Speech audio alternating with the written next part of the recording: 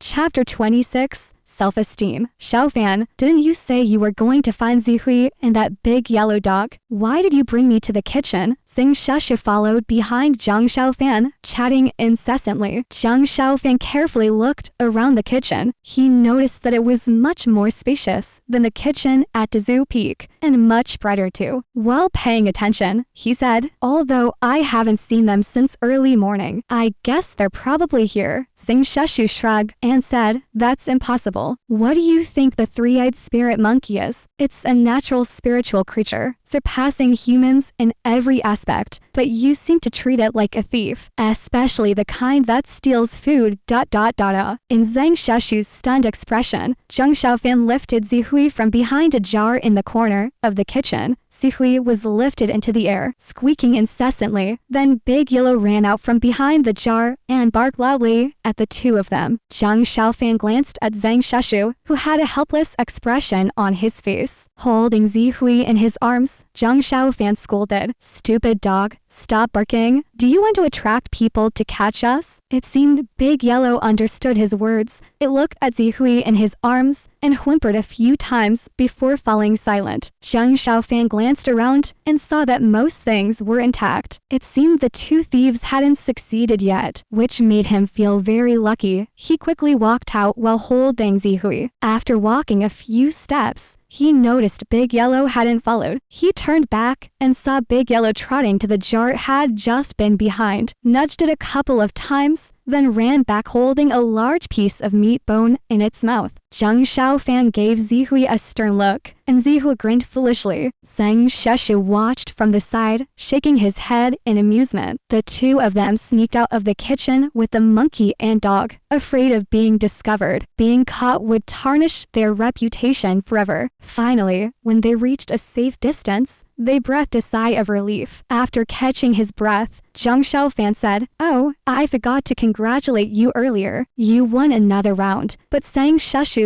didn't seem to care at all. He carefully examined the dirty Zihui in Zhang Xiaofan's arms and said, "What's the point? Anyway, sooner or later, I'll lose to someone else.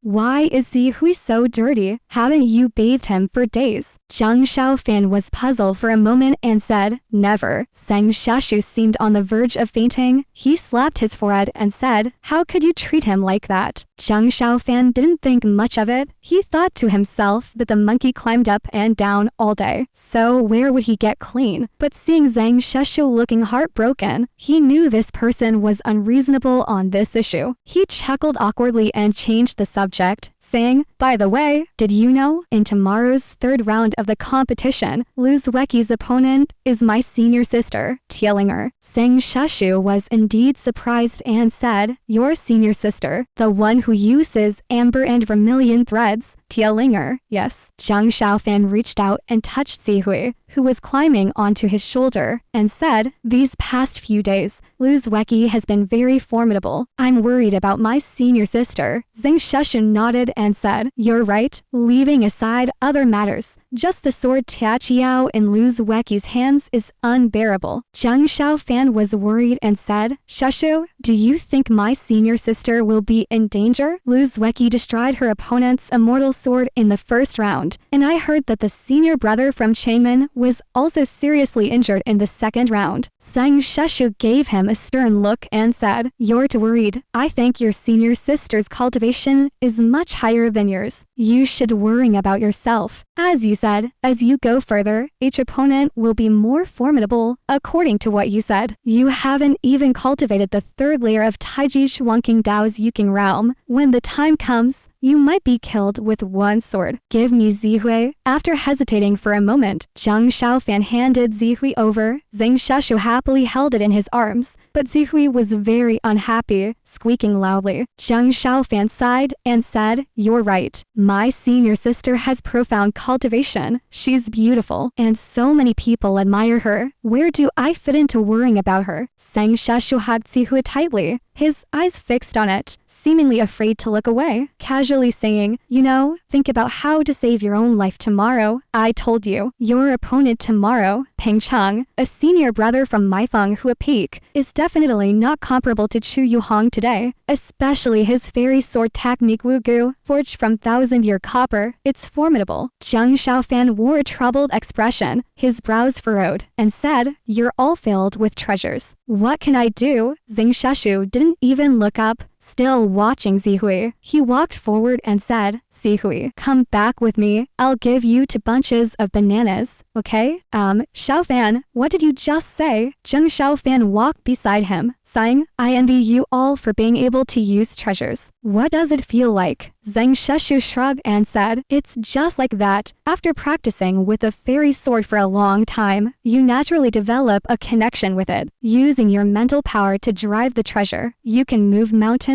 and seas, split rocks, and cut through water. It's up to you." Zhang Xiaofan paused for a moment and said, "Connection? Is it a cool feeling?" Zhang Xiaoshu, still focusing on Zihui, casually replied, "Not necessarily. It depends on the material of the treasure." Zhang Xiaofan thought for a moment, but shook his head in the end, giving up his fantasy. He said, "Xiaoshu, do you know how magnificent it must have been to forge a divine object like Tiaqiao? It must have been quite a scene, right?" Zhang Xiaoshu looked at Zhang Xiaofan strangely and said, "How would I know? This is the first time I've seen this legendary treasure." Then he lowered his head again to look at Zihui. Regardless of Zihui's anger, he smiled and stroked its fur, saying, "But speaking of connection, I read in ancient books before, the real treasures that resonate with cultivators' minds aren't these so-called divine treasures." Zhang Xiaofan asked, "What are they?" Zhang Xiaoshu said, "They are treasures made by refining the owner's own blood essence, using blood as a medium. These treasures often carry a demonic aura, but are connected to the owner's flesh and blood. Although the books say that these are all evil ways, and many of them produce sinister objects, they can only be used by those who possess the owner's blood and qi, unlike the treasures we cultivate now, which can be subdued by predecessors with high cultivation. Zhang Xiaoshu stopped in his tracks and found himself alone. He turned around and saw that Zhang Xiaofan had stopped behind him, staring at him blankly with a strange expression on his face. Zhang Xiaoshu felt puzzled and asked, "What's wrong, Xiaofan?" Zhang Xiaofan shivered and forced a smile, saying, "It's nothing." Zhang Xiaoshu glanced at him more, thinking he was worried about tomorrow's competition. He smiled and walked over to pat him on the shoulder, saying, "Don't worry, I've already talked to senior brother Peng. Tomorrow in the competition, he won't go hard on you. He'll let you lose with dignity so you can explain to master and mistress." Although Zhang Xiaofan seemed distracted, he still nodded and said, "Oh, thank you." The two of them walked a few steps forward again. Zhang Xiaoshu was busy examining Zihui in his arms, while Zhang Xiaofan seemed lost in thought, silent.